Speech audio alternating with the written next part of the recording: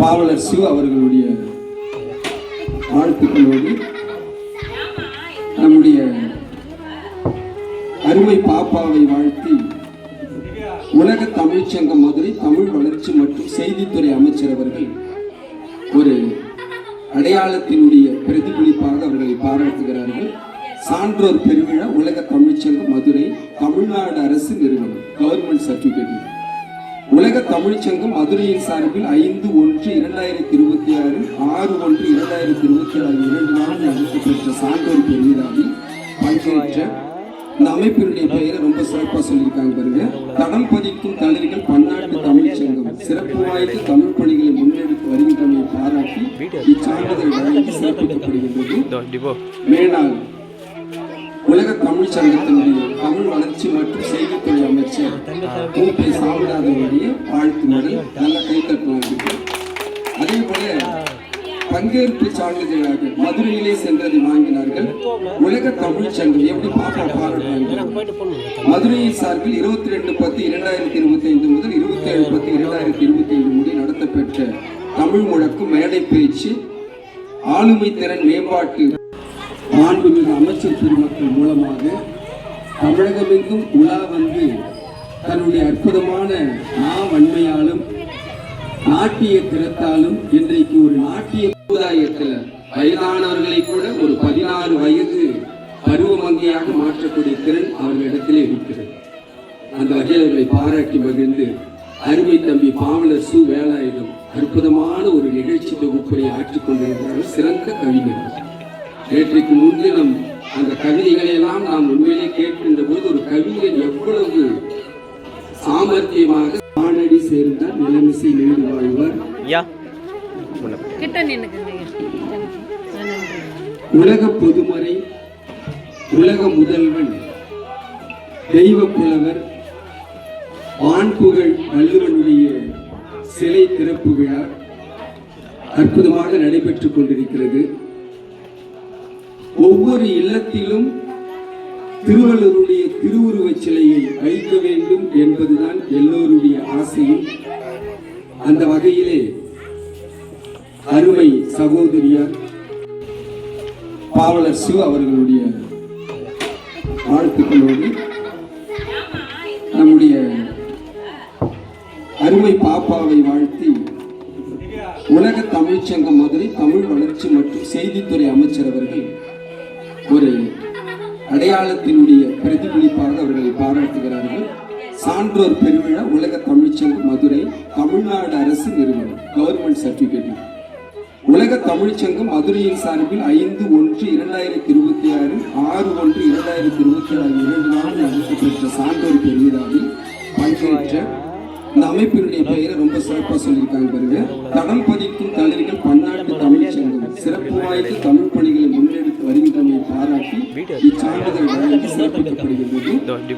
மேலாள் உலக தமிழ் சங்கத்தினுடைய தமிழ் வளர்ச்சி மற்றும் செய்தித்துறை அமைச்சர் மூப்பை சாமிநாதனுடைய வாழ்த்து மடல் நல்ல கைத்தட்டலாம். அதே போல பங்கேற்பு சான்றிதழாக மதுரையிலே சென்றதை வாங்கினார்கள். உலக தமிழ் சங்கம் எப்படி பாப்பா பாராட்டுறாங்க. மதுரையின் சார்பில் 22/10/2025 முதல் 27/10/2025 முடி நடத்தப்பெற்ற தமிழ் முழக்கு மேடை பேச்சு ஆளுமை திறன் மேம்பாட்டு தெரிவித்துக் கொண்டு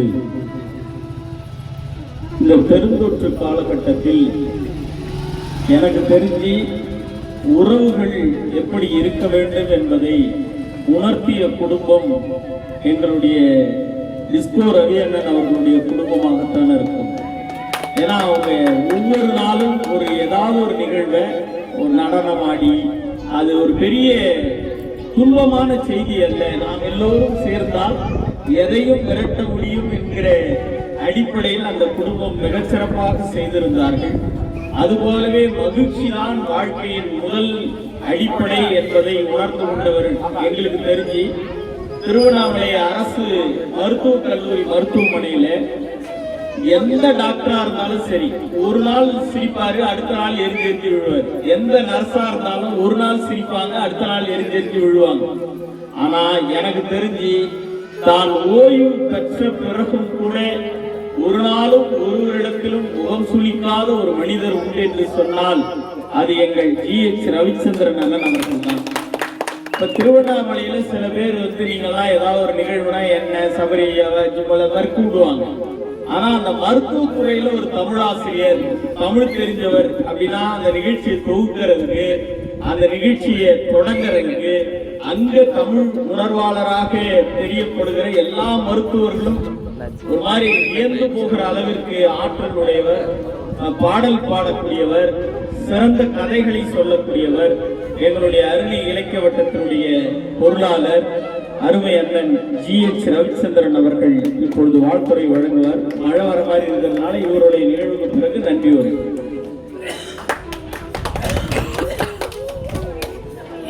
இங்கே வந்திருக்கின்ற தனி அறிஞர் பெண்மக்களையும் மகிழ்ந்து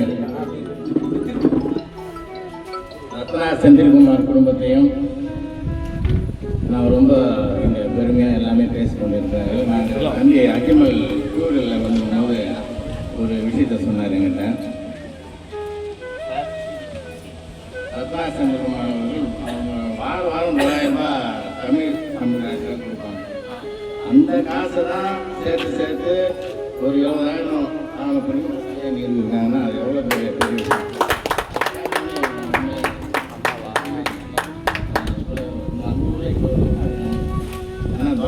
அடுத்து எங்கேயாவது பர்ச்சேஸ்லாம் போவாங்க லேடிஸுங்க. ஆனால் நம்ம அம்மா வந்து கரெக்டாக தமிழுக்கு என்ன பண்ணணுமோ அது கரெக்டாக தெரிஞ்சுக்கணும். ஒரு அரசன் பெயர், ஒரு காதி பெயர், ஒரு ஊர் பெயர், ஒரு வருடம் பெயர் இல்லாமல் மனிதனுக்கு என்ன நல்லதாக சொல்லணும்னா நம்ம வருட சொல்லணும். அதுதான் பெரிய அனைத்து மதத்தினருக்கும் அனைத்து நாடுகளுக்கும் அதனால தான் தமிழை உலகமே கொண்டாடு. நம்மளுக்கு என்ன பெரும்னா வள்ளுவர் திருவாரு நம்மளுக்கு பெருமை. அவ்வளோ பெரிய சுவாமியில் கடைக்கார வர எவ்வளோ இருந்தது. ஆனால் வள்ளுவர் சொல்ல மட்டும் கம்மியமாக இருந்தது. காரணம் நம்ம மொழிக்காக அவங்க. அதனால் அவங்க பெருமை சொல்லினே இருக்கலாம். இவங்களுடைய கஷ்டத்தை ஒரே ஒரு காரியம் மட்டும் சொல்லி நான் நிறைவேற்றேன். ஒரு கல் மலையிலிருந்து வந்து சாமியாட்டிலேருந்து அழுதுச்சான். சாமி நாங்கள் மலையில் 3 பேர் நண்பர்கள், 3 பேர் ஒரு சிற்பி வந்து உரியில செதுக்கி என்னை உரியில அடித்து என்னை வந்து கோயில் படிக்கட்டில் தந்து வச்சுட்டான். இன்னொரு நண்பனை கோயில் சுற்றுச்சூழலை தந்து ஒவ்வொரு நண்பனை தந்து வச்சுட்டான். இன்னொரு நண்பனை கர்ப்பகிரகத்துக்குள்ள மூலஸ்தானத்தில் இன்னொரு நண்பனை. ஆனால் கர்ப்பகிரகத்தில் வச்ச நண்பனை 6 நாள் பூஜை அபிஷேகம் எல்லாம் மக்கள் எல்லாம் கைத்து கும்பிட்டு பரவசமாக அவங்களுக்கு கும்பிட்டு போகிறாங்க. அந்த நண்பனை இன்னொரு நண்பனை சுற்றுச்சூழல் கல் நண்பனை வந்து போகும்போது பக்தர்கள் தொட்டு கும்பிட்டு போகிறாங்க. ஆனால் என்னை வந்து படிக்கட்டில் வச்சு பாருங்க, ஆயிரக்கணக்கான பக்தர் என்னை மெச்சின்னு மிதித்து கொண்டு போயிடுறேன். நான் என்ன பாவம் பண்ணேன், ஏன் என்ன கேட்டான்னு வச்சுட்டேன் அப்படின்னா அந்த சாமியார் தான் கல்ல எழுத்தேன். சாமியார் சொன்னாரா, நீ ஆதங்கப்படுறது கரெக்ட் தான். சிற்பி வந்து உன்னை செத்துக்கும் போது நீ என்ன பண்ணிட்ட, ஒரே அடியில் வந்துட்ட. அதனால நீ எதுவும் பயன்படாமனால ஒன்று படிக்கிறதுக்கு தான் வச்சுட்டாங்க. இன்னொரு நண்பன் இல்லையா சுற்றுச்சூழல், அவன் 7 பேர் 100-150 அடி வாங்கி அது மேலே அவன் தாங்க, அதுக்காக அவன் போகிற அளவுக்கு சுற்றுச்சூழல் இருக்கிற அளவுக்கு அவன் வந்துட்டான். இந்த கர்ப்பகிரகத்தில் அவன் லட்சக்கணக்கான அடி உள்வாங்கி வெளியே காமிச்சு நம்ம தண்ணியை வருத்தி கொண்டு தன் கஷ்டங்களை வெளியே சொல்லாமல் தாங்கினால அவன் ஒரு சிலையாக வடிவமைத்தான் உள்ள கர்ப்பத்தில் வச்சுட்டாங்க. அது மாதிரி தான் நம்ம ரத்னா அவர்கள் தன்னை செதுக்கி தமிழுக்காக தன் குடும்பத்தை செதுக்கி இன்னைக்கு வந்து ஒரு நகரத்தினுடைய முக்கிய பெருமைகளை வரவேற்று இன்னைக்கு வந்து பிறக்கிறாங்கன்னா நம்ம ஒன்றும் சொல்ல அவங்களுக்கு அந்த பெருமை முழுக்க அந்த பெருமை உண்டு. குடும்பத்தை நல்லா இருக்கணும். அந்த குடும்பத்தில் அத்தனை பேருமே பொருளாதார ரீதியாக கல்வி செல்வத்தோடு அந்த குழந்தைகள் வருங்காலங்களில் நல்ல குடும்பத்தோடு மகிழ்ச்சியோடு வாழ வேண்டும் கேட்டு வேண்டும்.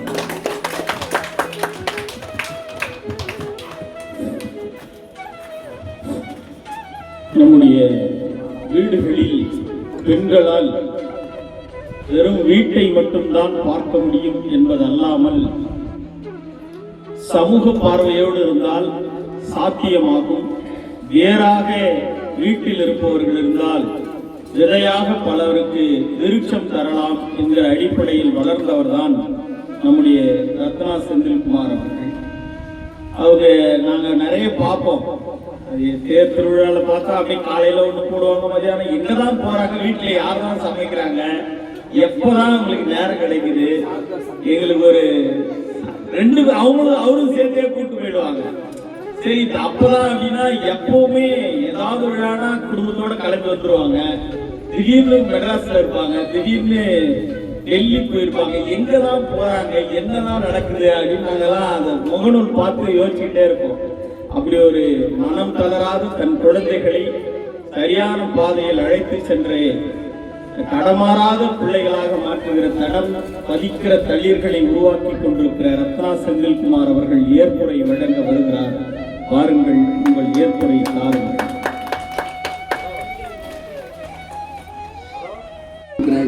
ஏன்னா இது பிறருக்கு ஒரு எடுத்துக்காட்டாக இந்த வயதிலே ஒத்த அத்தனை பேருக்கும் நாங்க பெருமையா சொல்லல, விளம்பரமா சொல்லணும். யாரும் தயவு செய்து விளம்பரமாக எடுத்துக்கொள்ளக்கூடாது. இன்னும் எங்களை பாராட்டான்னு சொல்லுங்க. இதுபோல நீங்களும் வர வேண்டும் என்பதுதான் இந்த விழாவினுடைய நோக்கம், இந்த குடும்பத்தாரின் நோக்கம் தெரிவித்துக் கொண்டு இது அந்த பிள்ளைகளை வளர்த்தெடுத்து ஆர்த்தெடுத்த நம்முடைய பாவலர் சு வேலாயுதம் அவர்கள் சொன்னது போல இந்த பிள்ளைகளுக்கெல்லாம் ஒரு முழு பொறுப்பினை ஏற்றுக்கொண்டு மேடைகள் தோறும் அரங்கேற்றம் செய்த அவருடைய ஆசிரியர் இலக்கிய இளவரசன் அவர்கள் பேசுகிறார். அனைவருக்கும் வணக்கம். ஒரு மகிழ்வான ஒரு தருணம் இது. நம்முடைய திருவண்ணாமலையில உலக முதல்வன் ஐயன் திருவள்ளுவனுக்கு முதலில் சிலை வைத்த பெருமை நம்முடைய கேப்டன் சுவாமிநாதன் ஐயா அவர்களையே சாரும். தமிழ்நாட்டிலேயே ஆகச்சிறந்த ஒரு அழகிய சிலையை ஐயா கேப்டனார் அவர்கள் அருளி தந்தார்கள். அதை நம்முடைய அம்மா தமிழ்ச்செல்வி கமலக்கண்ணன் அவர்கள் தொடர்ந்து விழாவெடுத்து சிறப்பு செய்து வருகிறார். அவரை தொடர்ந்து இரண்டாவதாக நம்முடைய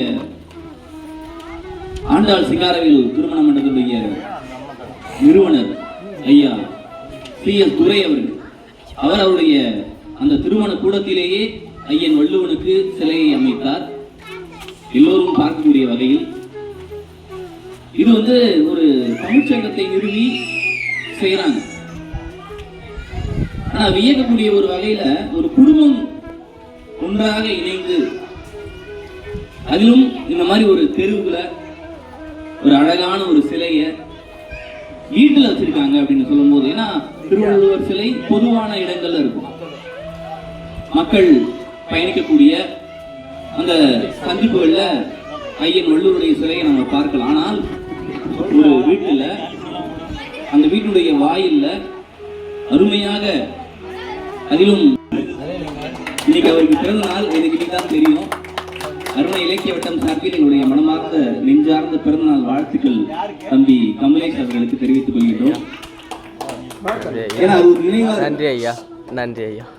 ஆக இந்த அளவுக்கு ஒரு அற்புதமான ஒரு செயலை இவங்க செய்யறாங்கன்னா, நான் யோசிச்சு பார்க்கிறேன். கிட்டத்தட்ட ஒரு 6-7 ஆண்டுகளுக்கு முன்பாக அம்மா ரத்னா அவர்கள் எனக்கு அலைபேசியில பேசுறாங்க.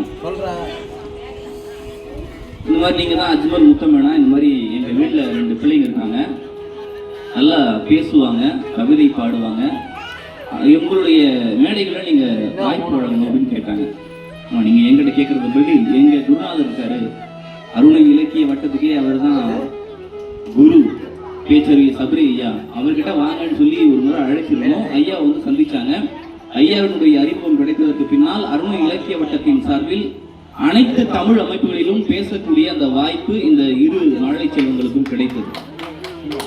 அதற்கு எங்களுடைய துணைத் தலைவராக இருந்த பாவலர் சு வேலாயுதம் அவர்களும், பொருளாளராக இருக்கக்கூடிய மனிதநேய செம்மல் திரு GH ரவிச்சந்திரன் சார் அவர்களும் ஊக்கமாக இருந்தார்கள்.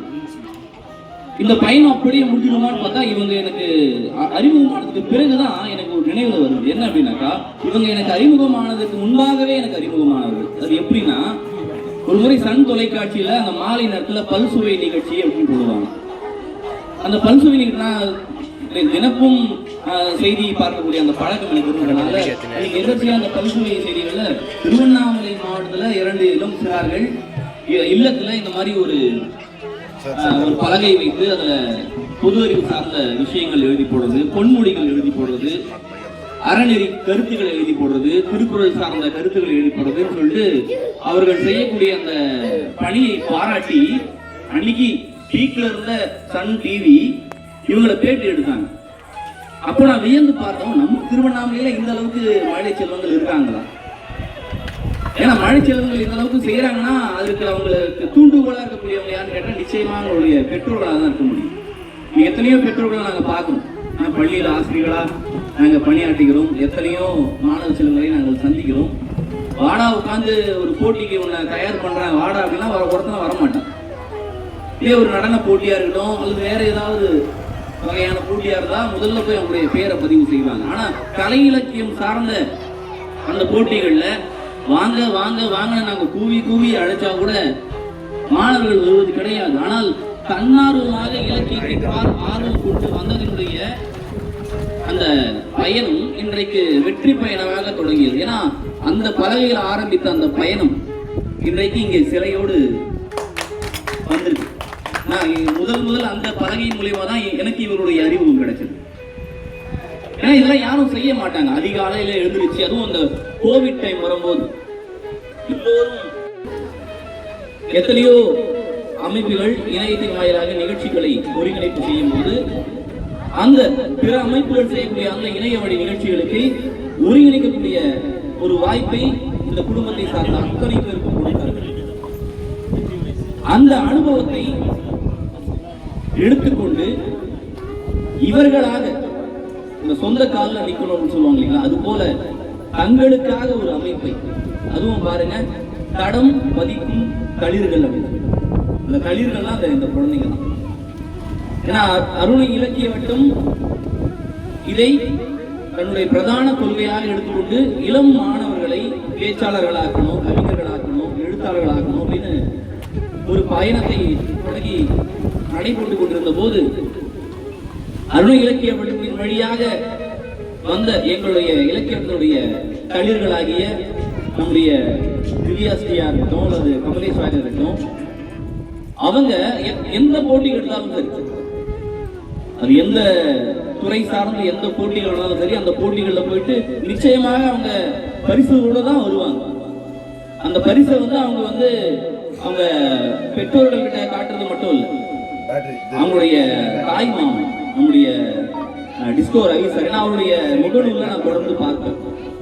தன்னுடைய சகோதரனுடைய செல்வங்கள் எந்த அளவுக்கு வெற்றியை தேடி சென்று செய்யறாங்க, இதை ஒரு பூரிப்போட மகிழ்ச்சியோட அவர் பகிர்வார். இதெல்லாம் பார்க்கும்போது மகிழ்ச்சியாக இருந்தது. இதன் விளைவாக இந்த தடம் பதிக்கும் தளிர்கள் என்ற இந்த அமைப்பை உருவாக்கி இன்றைக்கு நம்முடைய ஊர் மட்டுமல்ல, தமிழ்நாடு மட்டுமல்ல, இந்தியா மட்டுமல்ல, உலகின் எந்த மூலைகளிலெல்லாம் தமிழர்கள் இருக்கிறார்களோ அத்தனை தமிழர்களையும் ஒரு குடையின் கீழ் ஒருங்கிணைக்க செய்து ஒரு மிகச்சிறப்பான ஒரு அமைப்பை அவர்கள் ஏற்படுத்தி இணையத்தின் வாயிலாக தமிழ் பரப்பக்கூடிய ஒரு சேவை அவர்கள் செய்கிறார்கள் என்று சொன்னால் நல்லதொரு குடும்பம் பல்கலைக்கழகம் அப்படின்னு சொல்லுவாங்க. அப்படி ஒரு நல்ல குடும்பமாக, ஏன்னா அவங்க நினைச்சிருந்தா திவ்யாஸ்ரீக்கு மட்டும் கமலேஷ்க்கு மட்டும் அந்த கலைகளை இலக்கியத்தினுடைய அந்த காதலை ஊட்டி விட்டுட்டு போயிட்டு இருக்கலாம். ஆனா இன்னைக்கு பாருங்க, திவ்யாஸ்ரீக்கும் கமலேஷ்க்கும் எந்த அளவுக்கு அவங்க ஒரு அர்ப்பணிப்பு உணர்வோடு அந்த கலைகளை கற்றுக் கொடுத்தார்களோ, அடுத்த வார்ப்பாக இங்க பாருங்க எத்தனை சின்ன குழந்தைங்க சான்றிதழ். இந்த ஒவ்வொரு சின்ன குழந்தைங்களுக்காகவும் ஒரு பாராட்டு சான்றிதழை அவங்க வடிவமைப்பாங்க. வடிவமைத்து அதை அவங்களுடைய பெற்றோர்களுக்கு அனுப்பி வைக்கும் போது அதெல்லாம் பார்க்கும்போது அந்த பெற்றோர்களுடைய மனநிலை இன்ற பொழுதின் பெரிது உவக்கும் தன் மகனை சான்றோன் என கேட்ட தாய் தந்தையும் சரி, அந்த பெற்றோருடைய மனம் குளிரக்கூடிய வகையிலையும் சரி. ஏன்னா இன்னைக்கு தடம் மாறக்கூடிய ஒரு சமுதாயமா இருக்கு இன்னைக்கு. இந்த இணையமும் பல இன்னல்களையும் நமக்கு கொடுக்குது. ஏன்னா இன்னைக்கு இணையதளம் இல்லாம யாராலும் இருக்க முடியல. ஒரு காலத்துல கோவிட் டைம்ல எல்லாருக்கையும் போனை கொடுத்தாங்க, ஆன்லைன் கிளாஸ் படிக்கணும் கொடுத்தாங்க. அது அப்படியே அடிக்ட் ஆயிட்டு அந்த அடிக்ஷனின் காரணமா இன்னைக்கு எல்லா மாணவர்களும் பாத்தீங்கன்னாக்கா தவறான வழிகளில் போகக்கூடிய ஒரு சூழல் இருக்கு. அப்படி தடம் மாறி போகக்கூடிய அந்த தருணத்தில் தன்னுடைய பிள்ளைகள் மட்டுமல்ல, தன்னுடைய பிள்ளைகளின் வார்ப்பாக வரக்கூடிய இது போன்ற மழலை செல்வங்கள் கூட தடம் மாறிவிடக் கூடாது. அவர்களை இலக்கியத்தின் பால், சமுதாயத்தின் பால் இருக்க வேண்டும் என்ற ஒரு உன்னத குறிக்கோளோடு இந்த தெருவில் ஒரு அருமையான ஒரு வள்ளுவர் சிலையை அமைத்திருக்கிறார்கள். எப்படி நம்முடைய திருவண்ணாமலைக்கு திருவள்ளுவர் சிலை ஒரு லேண்ட்மார்க் ஆச்சு. சொல்லுவாங்க திருவள்ளுவர் சிலை ஸ்டாப்பிங் அப்படின்னு சொல்லுவாங்க, நிறைய பேர் இறங்குவாங்க. அது எப்படி ஒரு லேண்ட்மார்க் ஆச்சோ அதே போல இனி வரக்கூடிய காலங்களில் ஐயன் வள்ளுவருடைய இந்த பெயரோடு இந்த பகுதிக்கே இது ஒரு லேண்ட்மார்க்காக வரும் என்ற ஒரு நம்பிக்கையோடு இந்த குடும்பத்தாருக்கும், குறிப்பாக கமலேஷ் மற்றும் திவ்யாஸ்ரீ அவர்களுக்கும் அருணை இலக்கிய வட்டத்தின் சார்பில் மனமார்ந்த வாழ்த்துக்களை நாங்கள் தெரிவித்துக் கொள்கின்றோம்.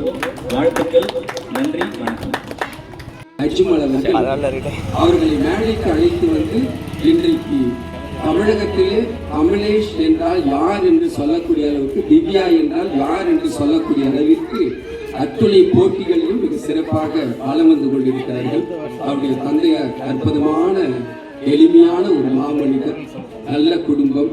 அதே போல இந்த தெருவில் இருக்கக்கூடிய அத்துணை பேருக்கு, நாங்கள் கொஞ்சம் பக்கத்து தெருவில் தான் இருக்கோம், பேசவில்லை என்று சொன்னால் ஏற்றுகின்ற போது அம்மா இல்லக விளக்கது இது கிடைப்பது என்று ரொம்ப அற்புதமாக பாடினார்கள்.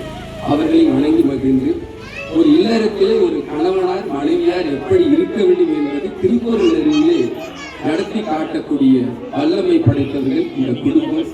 அதே போல இந்த தெருவில் இருக்கக்கூடிய குழந்தைகள் எல்லாம் மிக சிறப்பாக பரதநாட்டிய கலைஞர்களாக அந்த திருக்குறளுக்கு நாட்டி பல்வேறு நிகழ்வுகள் இருக்கிற காரணத்தினால் அவர் சொல்லுகிறார். அடுத்ததாக மாதளம்பாடியிலிருந்து வருகின்றிருக்கக்கூடிய திருவள்ளுவர் இல்லமாக வீடு முழுக்க திருக்குறள் எழுதியிருப்பார். வெளியிலே திருவள்ளுவர் சிலையும் நிறுவியிருப்பார். அடுத்ததாக அருணை இலக்கிய வட்டத்தினுடைய தலைவர்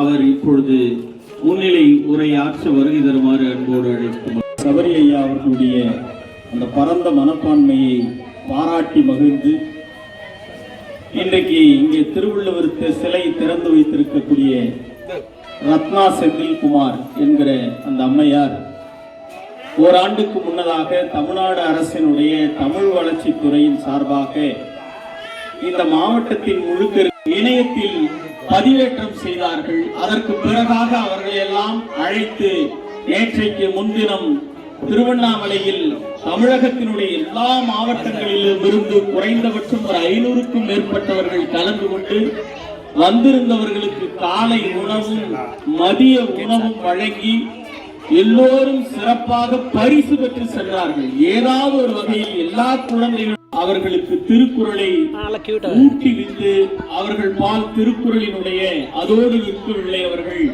மிக எளிமையாக நம்முடைய இணைய தொடர்புகளின் மூலமாக தமிழ்நாடு முழுக்க இருக்கக்கூடிய ஆர்வலர்களை, குறிப்பாக பெண்கள் வீட்டில் வெறும் சமையல் செய்வதற்கு மட்டும்தான் என்கிற நிலையை மாற்ற வேண்டும் என்பதற்காக தமிழகத்தில் இருக்கிற எல்லா மாவட்டத்தில் இருக்கக்கூடிய அஜ்மலுடைய வார்ப்பு என்றே நாங்கள் சொல்லுவோம்.